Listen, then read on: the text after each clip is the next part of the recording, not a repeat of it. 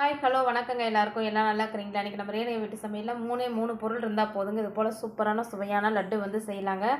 ரொம்ப ஆரோக்கியமாக பாரம்பரியமாக செய்யக்கூடிய லட்டு தாங்க இது. ரொம்ப ரொம்ப ஈஸியாக இன்க்ரீடியன்ஸ் கம்மியாக நம்ம வந்து இது வந்து செய்யலாங்க. ஈஸியாக டக்குன்னு நினச்சோன்னே நம்ம வந்து செஞ்சிடலாங்க. இது வேறு ஒன்றும் இல்லைங்க. பொட்டுக்கல்லையை வச்சு இது போல் பொட்டுக்கல்லை லட்டு தாங்க. நெய் விலங்காய் உருண்டை தாங்க செஞ்சுக்கிற பாருங்கள். இது போல் நம்ம எல்லாத்தையும் கலந்துட்டு இது போல் லட்டு பிடிச்சி எடுத்தோம்னா ஈஸியாக நம்மளுக்கு டக்குன்னு வந்து லட்டு வந்து ரெடி ஆயிருங்க. இதில் பாகு பதமோ தண்ணியோ பாலோ எதுவுமே நம்ம சேர்த்துலைங்க. வெறும் 3 பொருள் மட்டும் தான் சேர்த்திக்கிறேங்க. நம்மளுக்கு சுவையான லட்டு வந்து நம்மளுக்கு கிடைக்குங்க.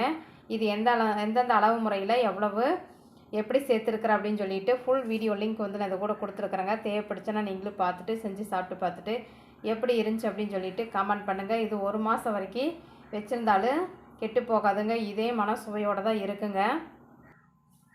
சாப்பிட்டு பார்த்துட்டு எப்படி இருந்துச்சு அப்படின்னு சொல்லிட்டு கமெண்ட் பண்ணுங்கள், லைக் பண்ணுங்கள், ஷேர் பண்ணுங்கள், சப்ஸ்கிரைப் பண்ணுங்கள். பிடிச்சிருந்துச்சுன்னா தொடர்ந்து ரேணுகா வீட்டு சமையலுக்கு சப்போர்ட் பண்ணுங்கள். நன்றிங்க. நாம் நாளைக்கு இன்னொரு சமையலில் சந்திக்கலாங்க.